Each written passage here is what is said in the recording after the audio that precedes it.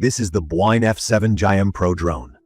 My first reaction was a mix of, that looks slick, and please let the software behave.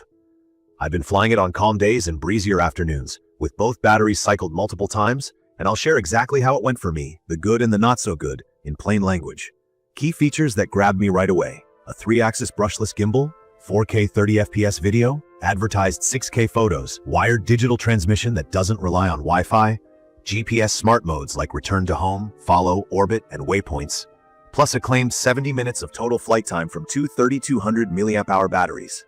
It's listed at 357 grams with a built-in remote ID module, which means FAA registration is required for recreational flying in the US. In my opinion, the spec sheet is ambitious for the price, and the hardware looks promising on paper. The body has a dark gray shell with a 3D laser-etched texture on top and bright orange tips on the props. The texture isn't just for show. It resists fingerprints and feels grippy when folding and unfolding the arms.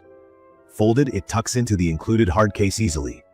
The case is nicer than I expected, shockproof and water dust resistant enough for casual travel. The drone itself feels light in hand, almost like a sub 250 grams model, but the scale says otherwise at 357 grams. The controller is familiar if you've used mid-tier GPS drones: rubberized grips, simple layout, a gimbal wheel, a speed toggle, and a dedicated return-to-home button. The top phone clamp holds larger phones securely. The tiny LCD is useful for quick telemetry, but outdoors in bright sun, it's dim. The USB-C data cable hides inside the phone holder, which is clever. Build-wise, nothing rattles. The foldable arms lock with confidence, and the gimbal housing looks well protected. Setup starts smoothly enough. Power on the drone and controller, connect your phone via the included cable, and open the Bwine Mini app. You'll be prompted to calibrate the compass and the gyro. Standard spins on horizontal and vertical axes. The app also checks GPS, and the motors won't arm until it sees a strong lock. From my experience, this is where things got frustrating.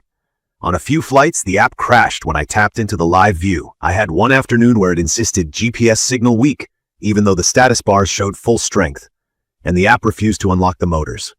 Reinstalling the app got me airborne again, but having to babysit software just to fly took the shine off the experience. When the app cooperates and you lift off, manual flight is the highlight. The drone holds a stable hover. It has 2 speed modes. I use the slower one for smooth, cinematic moves, and the quicker one to fight wind or reposition fast. Wind handling is better than I expected. Bwine claims level 5 resistance up to about 24 miles per hour, and I felt comfortable in gusts that would push many budget drones around. The return-to-home function worked reliably for me and brought the drone back to within a few feet of takeoff. Camera and gimbal performance are a mix. The 3-axis gimbal does real work. Hover shots and gentle moves looked steady.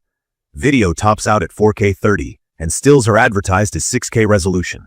The field of view is tighter than a typical drone wide-angle, more like a 60mm equivalent, so framing people and buildings feels natural but less grand for big landscapes. The camera is fully automatic. No manual ISO, shutter, or white balance. In my opinion, that's fine for total beginners, but it limits creative control. I also saw a warm color shift in mixed light, leaning yellow-orange at times. While hovering, footage looked good. During faster motion, I noticed brief jitter that the gimbal didn't fully smooth. Not every time, but enough to mention. The live feed to the phone is 720p. Range claims up to 10,000 feet. My cleanest run stayed under 3,000 feet before I saw stutter. The wired link helps with reliability, but it's still subject to interference and line of sight.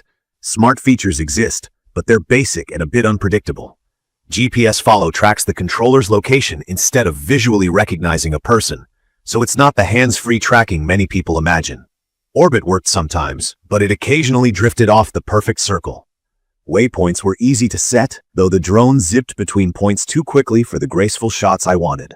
I could counter that by flying manually and feathering the sticks for smooth arcs, which honestly worked better. Battery life is another area where my reality differed from the marketing. The package includes 2 batteries, each rated for up to 35 minutes. My outdoor flights landed closer to 20 to 22 minutes per pack in mild wind and cautious flying. Pushing harder or flying in steady wind dropped that to the mid-teens. I used a PD charger and saw roughly 2.5 hours per battery. One concern from my time with it: after a handful of cycles, I noticed swelling on one pack and retired it for safety. That's not something I ever ignore with Li-ion packs. Safety sensors are limited. There's no forward or rear obstacle avoidance. The downward sensors help with hovering and low-altitude stability, but you still need to watch for trees, poles, and wires. I measured weight at 357 grams, so it's over the 250-gram threshold and not a toy class. The built-in remote ID is a plus for compliance. From my experience, the standout is how it flies when you're on the sticks. The manual control feel is smooth, predictable, and confidence-building. It's perfect for practicing basic camera moves like pans, reveals, and orbits without fighting drift. The gimbal does a solid job for hover and slow tracking shots. The foldable design and included hard case make it easy to pack and keep the kit organized. The wired digital transmission means I didn't have to juggle flaky Wi-Fi pairing, which simplifies setup. I also like that return to home is one press away and that the GPS hold is strong, especially in wind. Where I hesitated was the app stability, the limited camera controls, and the gap between advertised and real flight time. The smart modes feel like extras rather than tools I'd rely on.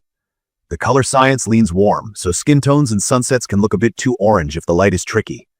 None of those are deal breakers for a beginner who wants to learn to fly, but they matter if you're trying to capture consistent footage for paid work. In my opinion, this drone is a capable flyer wrapped in software that needs more polish. It can absolutely grab nice clips and photos when conditions line up, but it asks for patience you might not expect from the spec sheet. I'd recommend this for anyone who wants to learn manual flight, values a strong hover and wind stability, and is okay with basic automatic camera behavior. It suits a patient beginner who likes to tinker with calibrations and can live with the occasional app hiccup. If you need obstacle avoidance, reliable subject tracking, or manual exposure, you'll be happier with something else. If long, consistent flight times are critical, plan on more batteries and keep expectations realistic. In conclusion, the Bwine F7GIM Pro earns points for flight feel, gimbal steadiness at slow moves, and a travel-friendly kit. It loses ground with app reliability, conservative real-world battery life, and simple camera controls. Key features look strong on the box, but the experience depends heavily on the app cooperating. From my experience, it's a good trainer and a maybe for casual creators. For dependable aerial shooting and smarter automation, I'd step up a tier. If this video helped, hit subscribe and drop your questions or your own experience in the comments. Thank you for watching.